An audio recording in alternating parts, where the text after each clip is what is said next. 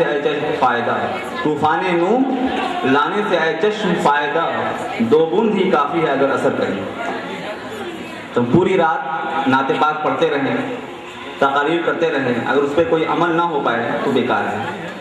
لہذا وقت کی بڑی قلت ہے، 12:20 ہو چکے ہیں، اور علامہ سید الحق صاحب کو خصوصی خطاب، توصیحی خطاب فرمانا ہے، ہم تمام کو ان کا خطاب سننا ہے۔ میں اپنی گفتگو ہماری محفلوں کا ایک نگیٹو پوائنٹ یہ ہو چکا ہے، جس کے اغیار مذاق بھی اڑاتے ہیں اور کبھی کہتے بھی ہیں کہ ہم نعتوں کا سلسلہ اس طرح پیش کرتے ہیں، لیکن اب حمدوں کا چلن ختم ہو چکا ہے۔ ہماری محفلوں سے ہم پہلے خدا ہے پھر رسول ہے، تو ہماری محفلوں سے حمد کا چلن تقریباً ختم ہو چکا ہے۔ نعتیں پڑھنی چاہیے لیکن ساتھ ساتھ حمد کا بھی سلسلہ ہونا چاہیے۔ میں اس کڑی کو مناجات کی شکل میں چند اشعار پیش کر کے میں ان پروفیشنل اور عاشق رسول شعراء کی طرح تو میری آواز وہ سرولی نہیں، میری آواز میں وہ گھن گرج نہیں، لیکن بہرحال میرا کلام ضرور آپ کو سننے پہ مجبور کرے گا۔ بواز بلند درود شریف پڑھیں، صلی اللہ علیہ وسلم۔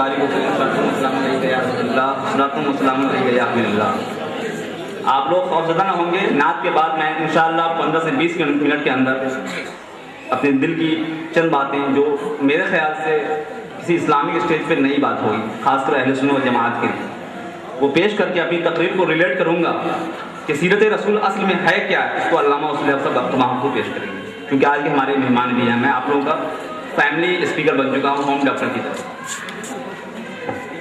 پھر پڑھیں درود شریف، صلی اللہ علیہ وسلم، السلام علیکم، السلام علیکم۔ یہ اس زمانے کے ایک عظیم صوفی، پریکٹیکل صوفی علامہ شیخ ابو سعید احسان اللہ چشتی کی لکھی ہوئی مناجات ہے، جس کے ایک ایک شعر کو سنیں اور محسوس کریں اور اپنے اندر داخل ہونے کی کوشش کریں کہ ہر مسلمان کا جذبہ یہ ہونا چاہیے۔ میں سمجھتا ہوں اگر ہم مسلمان واقعی ہیں۔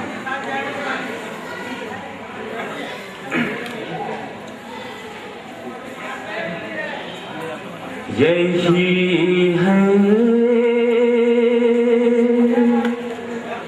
میری آرزو یا الہی، یہی ہے میری آرزو یا الہی، یہی ہے میری آرزو یا الہی، کہ دیکھوں تجھے چار سو یا الہی، یہی ہے میری آرزو یا الہی، کہ دیکھوں تجھے چار سو یا الہی، یہی ایک تمنا ہے روز ازل سے، یہی ایک تمنا ہے روز ازل سے، کہ دل میں ہو بس تو ہی تو یا الہی، کہ دل میں ہو بس تو ہی تو یا الہی، وہ کیوں کر نہ کھو جائے جلووں میں تیرے، وہ کیوں کر نہ کھو جائے جلووں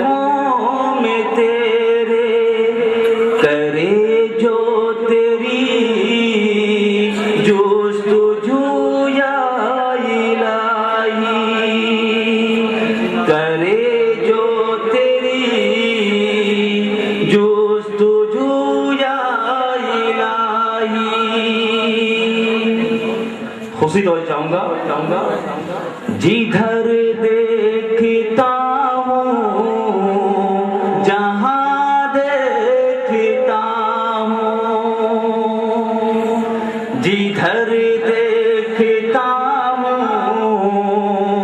जहाँ देखता हूँ, नजर में है बस तू ही तू या इलाही, नजर में है बस तू ही तू या इलाही। मुनाजात का आखिरी शेर समाप्त फरमाएं। किधर जाऊं मैं छोड़ कर तेरे दर को, किधर मैं छोड़ कर तेरे दर को, कि मौला है बस मेरा तू या इलाही, कि मौला है बस मेरा तू या इलाही। सईद अल्लाह अल्लाह किसे कहूँ मैं, सईद अल्लाह अल्लाह किसे कहूँ मैं, कि है मेरी नजरों में तू या इलाही, कि है मेरी नजरों में तू या इलाही। यही है मेरी आरज़ू या इलाही, कि देखूं तुझे चार सू या इलाही।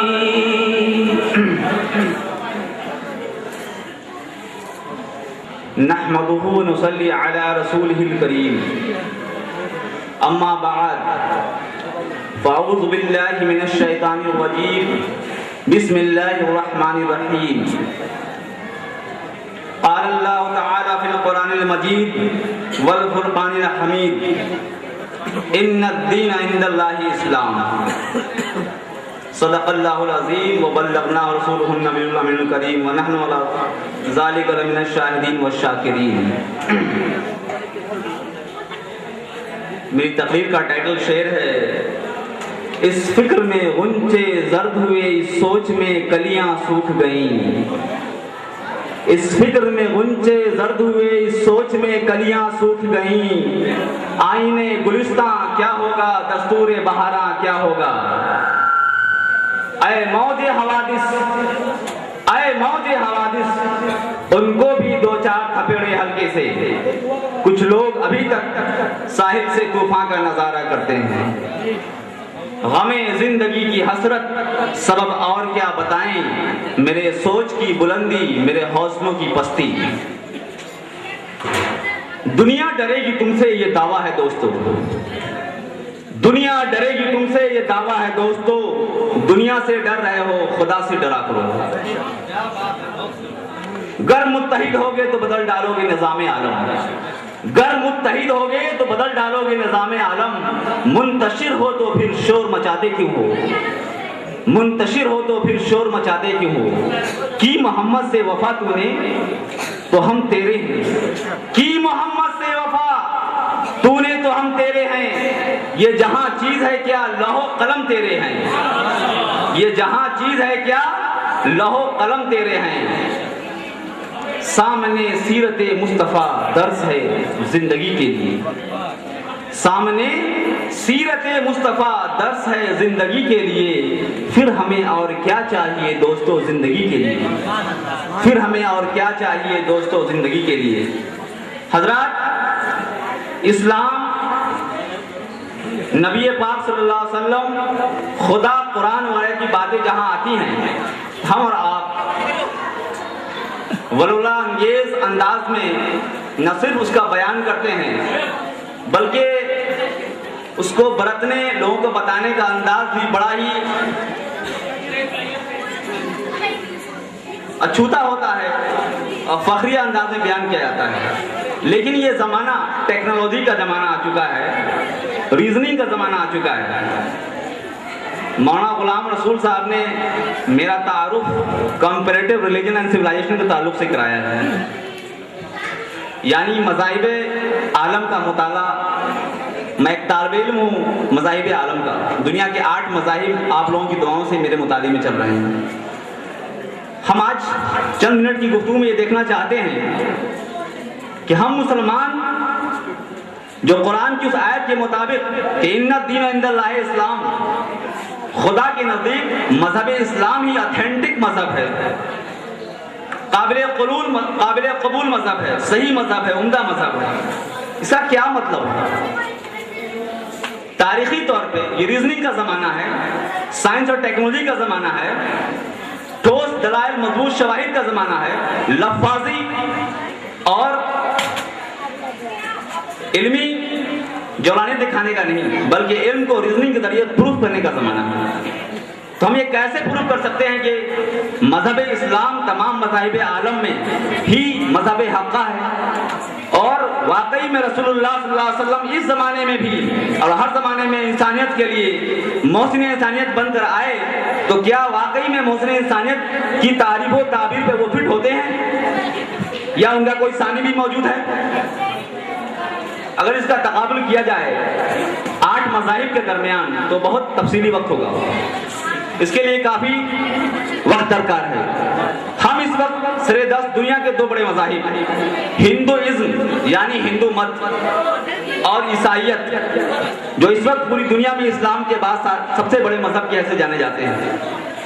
ہم دیکھتے ہیں کہ رسول اکرم صلی اللہ تعالی وسلم کرنٹ ایج کے لیے حالات حاضرہ کے لیے کس طرح ماڈل بن کے آ رہے ہیں. کیا واقعی میں کمپلیٹ سسٹم آف لائف کے ایک ماڈل کی حیثیت سے ہیں یا کوئی اور بھی ان کا ثانی ہے؟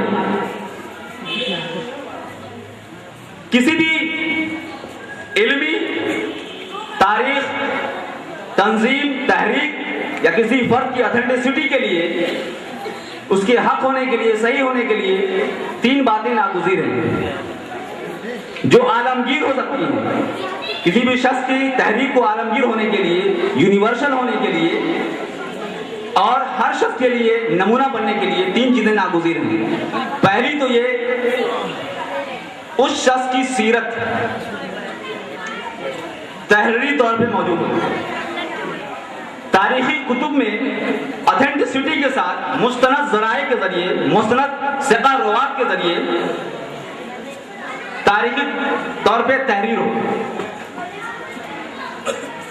اس پہلے نکات سے ہم غور کرتے ہیں دنیا کے 2 بڑے مذاہب پر. اسلام کے کمپیریزن میں، رسول اللہ صلی اللہ علیہ وسلم کے کمپیریزن میں ہندوازم کے درمیان ہندو دھرم کی جو اہم کتابیں ہیں، فار ایگزامپل اپنشد، پران، وید، رامائن، مہا بھارت کو بھی لے سکتے ہیں. ان کتابوں کے درمیان جب ان کے سورس پہ گفتگو کرتے ہیں، ان تمام کتابوں میں ان کے 4 وید،